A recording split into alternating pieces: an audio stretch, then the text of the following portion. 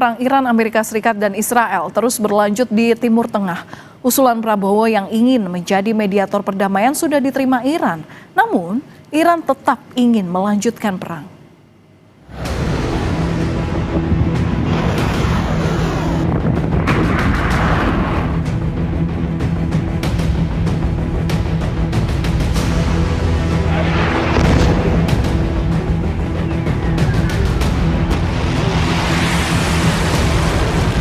Perang di Timur Tengah terus berkecamuk.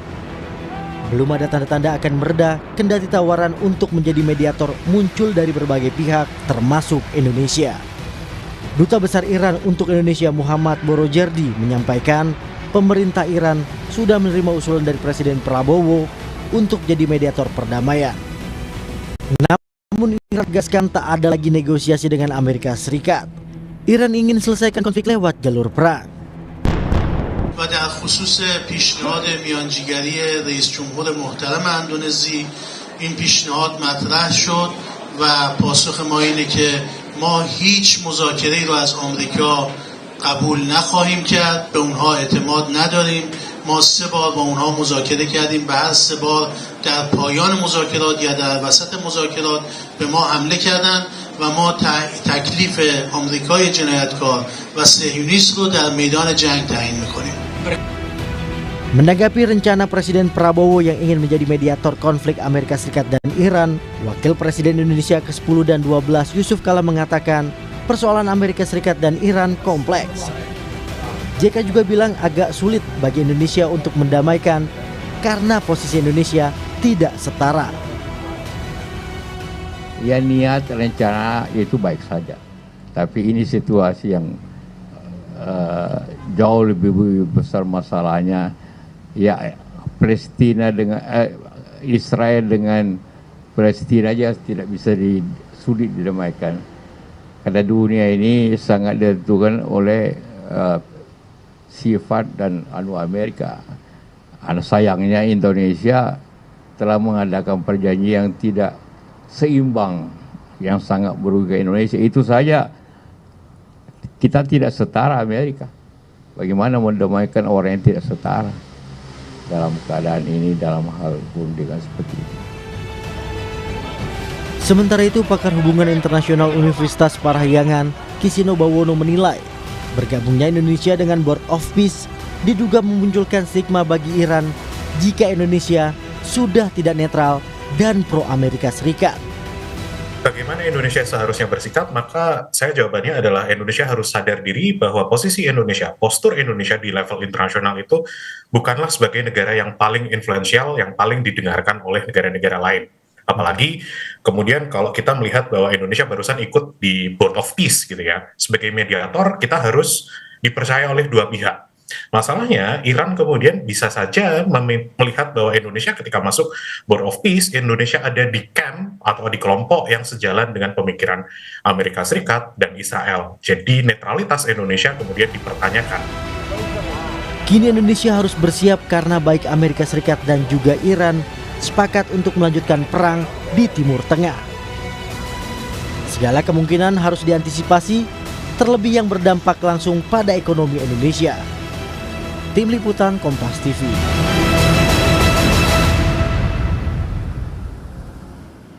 Saudara, perang di Timur Tengah berlanjut. Lantas bagaimana nasib WNI di sana? Kita sudah bersama dengan salah satu WNI di Iran, ada Bapak Asep Syaifuddin. Selamat malam Pak Asep, waktu Indonesia.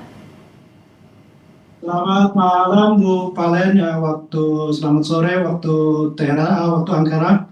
Iya Pak Asep, kami tentu turut berdoa masyarakat Indonesia untuk keamanan Anda dan keluarga di sana. Tapi untuk saat ini Pak, seperti apa kondisi Anda dan keluarga? Ya, Assalamualaikum warahmatullahi wabarakatuh. Alhamdulillah, saya sebetulnya hanya sendiri bekerja di Teheran, tidak membawa keluarga. Dan setelah 3 hari konflik perang tersebut, saya dievakuasi mandiri, mengajukan untuk evakuasi mandiri. Dan alhamdulillah dibantu oleh staf kedutaan di KBRI Teheran melalui jalur darat menggunakan bis langsung dari Teheran ke Ankara. Oke, jadi lakukan evakuasi mandiri dari mana dan saat ini Anda di mana, Pak Asep? Alhamdulillah saya semalam sudah tiba di Ankara jam 10 malam, diterima dengan baik di KBRI Ankara oleh staf kedubes di Ankara, Bu. Dengan perjalanan darat sekitar 40 jam dari Teheran ke Ankara. Oke, berarti saat ini dalam kondisi yang aman dan sudah dikoordinasikan ataupun juga sudah dalam pemantauan oleh KBRI di Ankara sana. Pak Asep, bisa diceritakan untuk kilas baliknya ketika serangan terjadi bagaimana Anda dan keluarga menyelamatkan diri? Waktu serangan pertama itu terjadi hari Sabtu sekitar setengah 10 atau jam 10 waktu setempat, Bu ya. Saya mendengar dentuman yang lumayan keras gitu. Setelah itu saya ditelepon oleh teman saya kalau sudah ada penyerangan gitu, Bu. Akhirnya saya bersiap untuk mengemasi barang-barang saya. Dan kebetulan saya juga sebetulnya sudah siap untuk pulang, untuk cuti di hari Minggunya. Dan itu terjadi begitu cepat, dan karena saya tinggal di komplek bandara, jadi banyak sasaran terjadi di sekitaran bandara tempat saya tinggal, Bu. Oke. Situasi di sana saat itu seperti apa? Anda berada di kediaman atau di kantor waktu itu? Pada saat itu saya lagi siap-siap karena untuk kepulangan saya besok harinya di hari Minggu, Bu. Jadi saya libur pada hari Sabtu itu. Setelah penyerangan itu jalanan sangat crowded ya. Semua orang pulang dari kantornya masing-masing dan mungkin ada yang langsung mengungsi keluar kota. Dan setelah hari kedua, kami beberapa rekan-rekan orang Indonesia memutuskan untuk pindah ke KBRI di tengah kota Teheran, yang saya anggap dan saya rasa lebih aman di sana. Kemudian saya selama 2 malam menginap di KBRI Teheran, Bu. Sehingga di hari ketiganya atau hari keempatnya saya berangkat ke Ankara sini, Bu. Oke. Kalau untuk kawan-kawan Anda, kerabat Anda di sana, bagaimana? Apakah juga melakukan hal yang sama seperti Anda? Untuk kawan-kawan saya, mereka menunggu dievakuasi oleh pemerintah, Bu, dan alhamdulillah saya mendengar kabar per hari ini sudah dikumpulkan dan rencananya mungkin besok mau diberangkatkan, Bu, untuk evakuasi dari pemerintah. Kami juga mendapatkan informasi bahwa KBRI Teheran ini mulai melakukan evakuasi meskipun secara bertahap begitu ya, dimulai hari ini. Dan saya tahu demikian, Bu. Cuman saya kemarin memutuskan untuk evakuasi mandiri karena saya tidak tahu untuk kedepannya seperti apa di Teheran sana, Bu.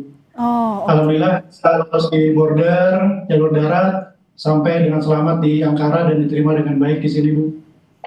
Oke. Selanjutnya bagaimana? Berarti kan Anda memang dari awal berencana untuk balik ke Indonesia. Nah, setelah adanya kejadian ini, kemudian Anda melakukan evakuasi mandiri ke KBRI Ankara. Ini rencananya seperti apa? Ya, setelah saya masuk ke Turki kan bisa dibilang negara aman, Bu ya. Saya langsung memesan tiket yang tidak jalur lewat Timur Tengah, Bu. Jadi alhamdulillah saya sudah dapat tiket untuk pulang nanti mungkin hari Minggu karena tiketnya udah banyak yang terjual dan mahal sekali. Berarti Anda akan berencana pulang ke Indonesia hingga saat ini.